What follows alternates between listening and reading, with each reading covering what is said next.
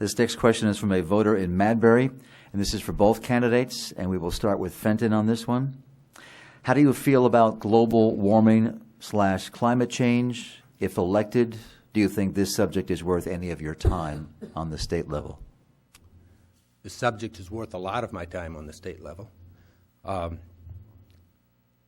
This is an area that there is probably the sharpest disagreement amongst scientists, citizens, and political leaders in our country.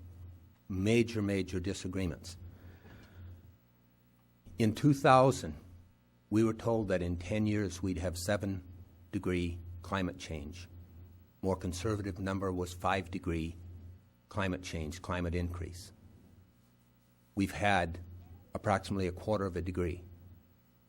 The science that goes with this is now talking there's a possibility that we'll go into another global cooling cycle. From 1939 to 1979, period of 40 years, we had continuous global cooling. In 1975, an article was written in the U.S. News and World Report that spoke about the drastic dangers of climate change, and said that it would affect the geopolitical structure in the whole world. It would affect people world over. And in fact, it was so drastic that some scientists seriously recommended collecting soot and spreading it on the polar ice caps so that we could melt them down somewhat. Okay? From 1979 through the year 2000, we had an increase in warming. It didn't even reach the level that it had been in 1939 when that global cooling time had gone through. Now, do I know all the science behind this? No.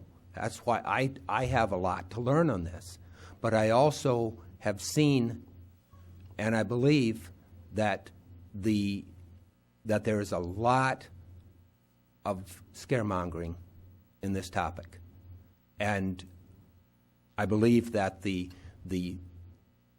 solutions that are recommended are very expensive, and the actual science and what's actually happened in the last 10 years just does not bear out that cost is a worthy cost.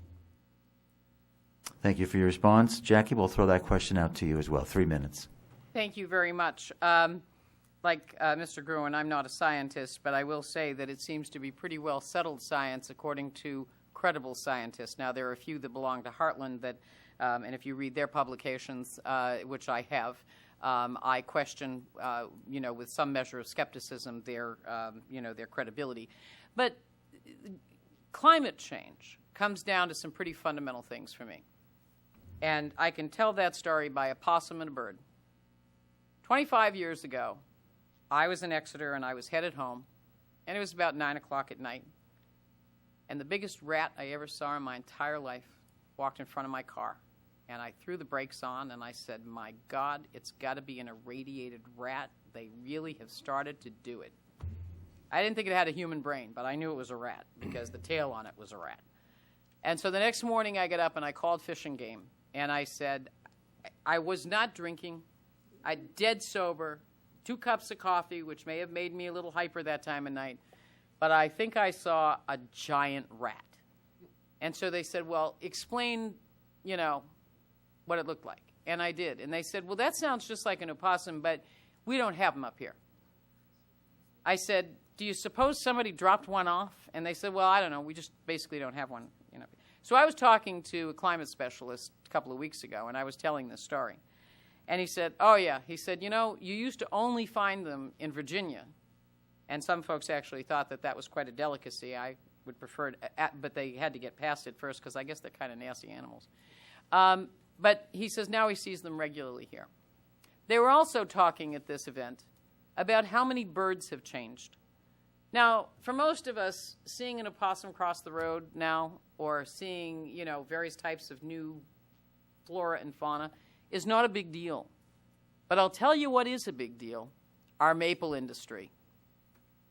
And when those trees start to get stressed, which there's some evidence of now, that's a whole industry of tens of millions of dollars.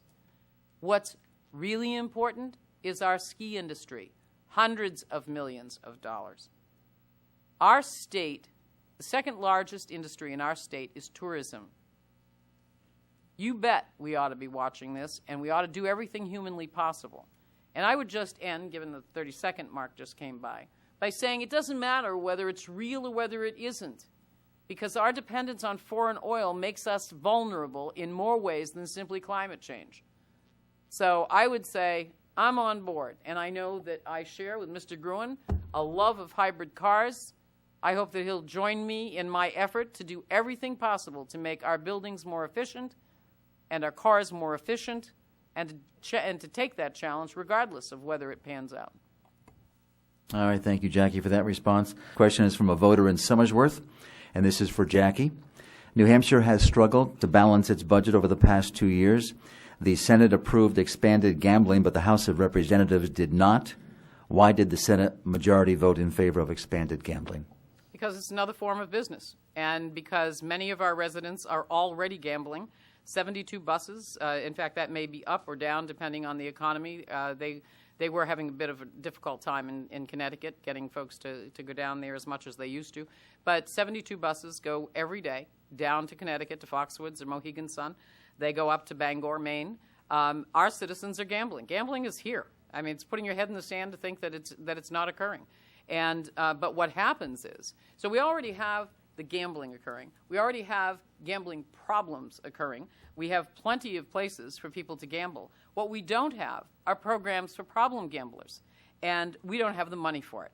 So if we allow gambling to be, to be established in the state of New Hampshire, we can put into place programs that will help problem gamblers. This district wants it. They've been very loud and clear, very loud and clear. I've gotten it straight across the aisle from folks, some of whom I'm sure won't vote for me, but they want it just the same.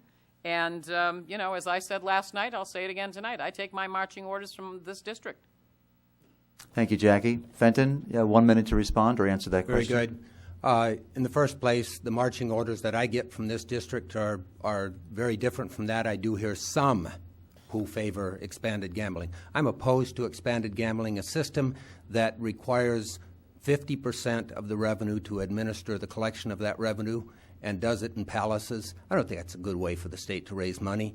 And furthermore, the state doesn't have a revenue problem. It has a spending problem. Adding gambling to that is just like trying to treat an opium addiction with heroin. I don't think it's a good idea.